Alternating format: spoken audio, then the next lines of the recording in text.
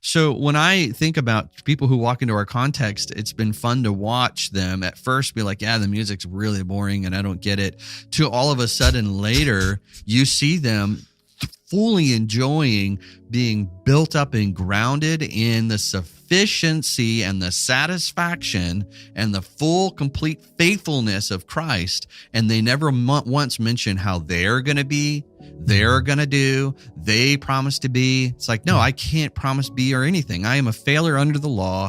I need Christ. And that's what changes. So when you start changing your diet from Christ is sufficient for me because of what he has done. This is why, Justin, in the covenant of grace, the new covenant, there is no you must do. There are no requirements as God fulfills them all.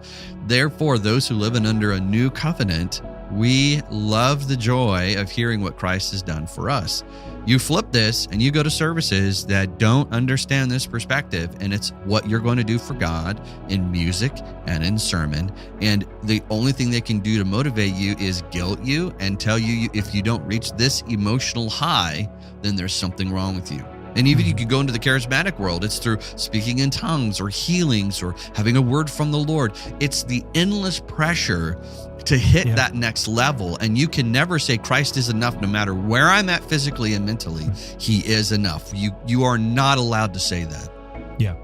If I were going to offer a final parting shot here on like, hey, brother, what is the cure or what's the antidote to this illegitimate quest for religious experience, if we're going to put it that way? If you're saying that to be on a quest for religious experience is going to fail me, which it will, then what do you offer in its place? And I think we've already kind of said this, but I just want to be crystal clear.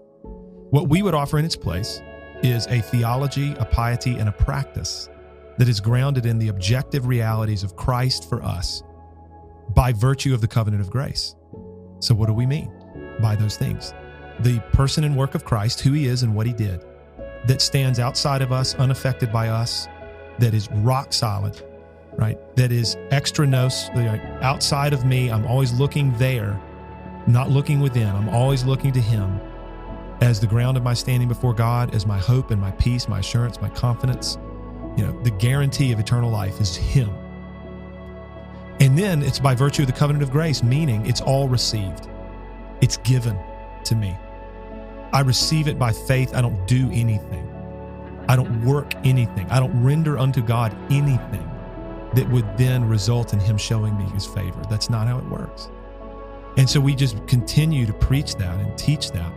And of course, people object to it, and I don't have time to riff on this, but people sometimes get concerned that if that's what the emphasis of the church is, well, they'll say people aren't going to know how to live. It's like, well, yes, they will, because we preach the law.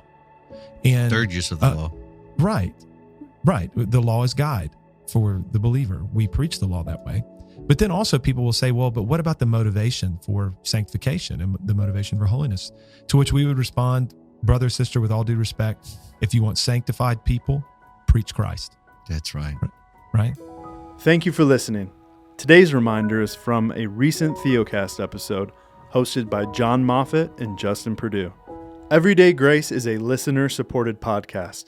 If you would like to help support our ministry, please visit theocast.org/give.